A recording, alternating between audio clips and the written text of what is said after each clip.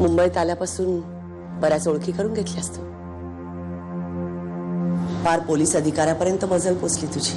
तुम्ही इन्स्पेक्टर आकाशने बोलताना बघितलं का माझ्याशी? इतकी वर्ष इथे राहून मला जमलं नाही. बरीच फास्ट आहेस तू. दीक्षाच्या केस संदर्भात त्यांना शक्य तितकी मदत करते मी. मनू, तू का पडतेस यात? माझं ऐक, या भानगडीत पडू नकोस. पण दीक्षाने ज्या लोकांमुळे आत्महत्या केली त्यांना पकडलंच पाहिजे ना. तुला काही गरज नाही त्यांना मदत करायची. तुम्हालाही एक मुलगी आहे, असं व्हायला नको. पण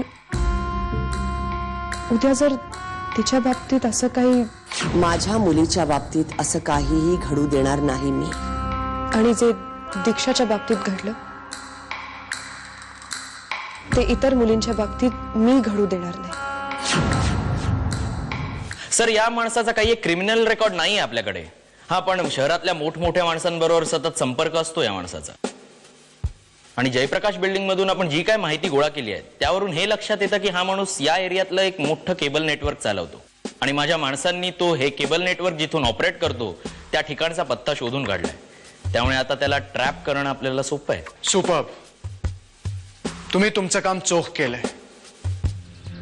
मी तुला काही सल्ला देत नाहीये, पण मी तुला पुन्हा एकदा सांगते, तू जेवढा जास्त विचार करशील ना तेवढी जास्त कन्फ्यूज होशील. त्यापेक्षा स्वतःच्या भावनांवर विश्वास ठेव. व्यवहार महत्वाचा असतो ग, पण तुला जर त्याच्याबद्दल काही वाटतच नसेल तर जोडीदार म्हणून आयुष्य कसं काढणार त्याच्याबरोबर तू? मग नंतर तुला फक्त संसाराचा गाडा ओढावा लागेल मुकाटपणे. साटम, तुम्ही कादंबरीच्या पार्लरपाशी थांबा. मी आणि कानविंदे आणि 2 कॉन्स्टेबल्स प्रशांत जिथून केबल ऑपरेट करतो तिथे छापा घालू. तो दोन्हीपैकी एका कुठल्या तरी ठिकाणाहून निघेल. पण त्याला लक्षात आलं की आपण त्याचा पाठलाग करतोय तर मात्र मला न विचारता त्याच्यावर झडप घाल. गोळी घातली तरी चालेल, पण त्याचा जीव जाणार नाही एवढी मात्र काळजी घ्या. तुम्ही हे मिशन सक्सेसफुल कराल अशी मला खात्री आहे. Yes sir. चला मग.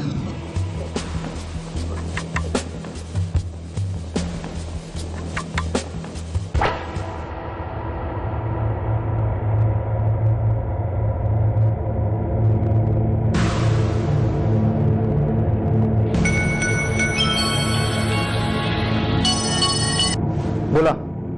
हॅलो सर, हा तो निघालाय. त्याच्या मागावर राहा, पण त्याला कळलं नाही पाहिजे की आपण त्याचा पाठलाग करतोय. पूर्णपणे बेसावध राहू द्या त्याला. खूप मोठी मोठी माणसं येतील ना साखरपुड्याला. घाबरायचं नाही, आपण कॉन्फिडेंटली बोलायचं. ही नैना कशी आली नाही अजून?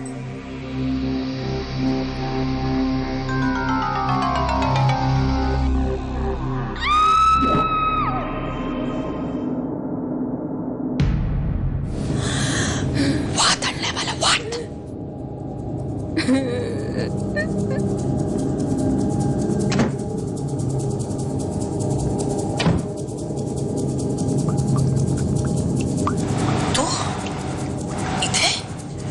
मला काहीतरी आवाज ऐकू आला म्हणून. आवाज? मी मोबाईलवर बोलत होते.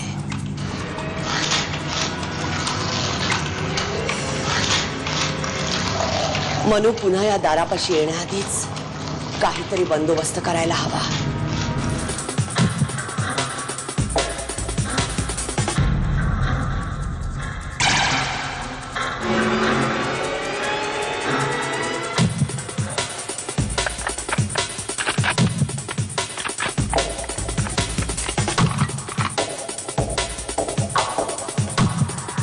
चला घेऊन.